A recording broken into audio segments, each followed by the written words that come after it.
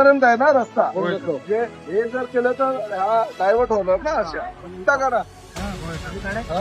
नाही बरोबर आहे, पण हे गाड्या म्हणजे कसं आहे तेही बरोबर आहे. इकडनं येताना गाड्या तशा मध्येच थांबतात ना, हे काढून टाका.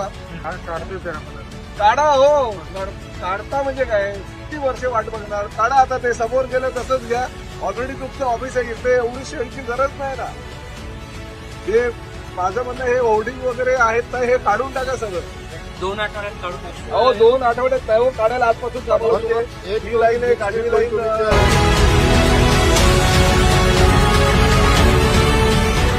आज मीरा भाईंदर कॉरपोरेशन के सभी हमारे अधिकारी, हमारे कमिश्नर, हमारे डीसीपी ट्रैफिक, हम लोग ने जायजा लिया कि ये टोल नाका भविष्य में हम लोग आगे शिफ्ट कर रहे हैं, मगर तब तक भी लोगों को तकलीफ नहीं होनी चाहिए। इसलिए हम लोग ने बीएमसी के कमिश्नर भूषण गगरानी जी से वीडियो कॉल पे बात की, मैंने भी की, और हमारे राधा विनोद शर्मा जो कमिश्नर है उन्होंने भी बात की। यहाँ पे बीच में बहुत सारी जेसीबी रखी गई है बीएमसी की, और साथ में कुछ टपरियाँ भी है।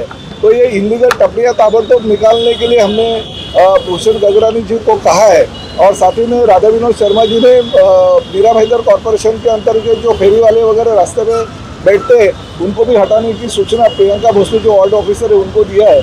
तो आजकल में ये टपरियाँ अगर साफ हो जाएगी तो और 2 लेन बढ़ेगी, और उसकी वजह से ये भाईंदर और दहीसर ये जो टोल नाका यहाँ पे है, टोल नाका जो ट्रैफिक होती है ट्रैफिक का समस्या का निराकरण होगा। हमारे डीसीपी ट्रैफिक भी इस वक्त हमारे साथ है, उन्होंने भी सिग्नल के बारे में कुछ हमारे अधिकारियों को सूचना दी है।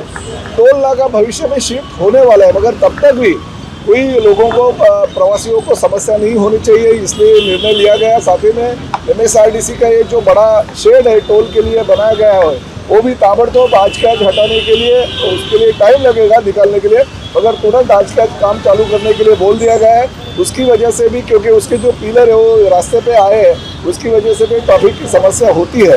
तो ये निर्णय लिया गया है, जब तक टोल आगे शिफ्ट नहीं होता तब तक भी लोगों को तकलीफ नहीं होनी चाहिए। और दहीसर से भाईंदर आने के लिए जो 8 के 8 लेन थी, उसकी वजह 4 लेन दहीसर के हद्दी में और 4 लेन भाईंदर के हद्दी में लेने का भी निर्णय लिया गया है। उसकी वजह से भी आगे पीछे अगर टोल नाका रहेगा तो उसकी वजह से लोगों को ट्रैफिक की समस्या का निराकरण होगा।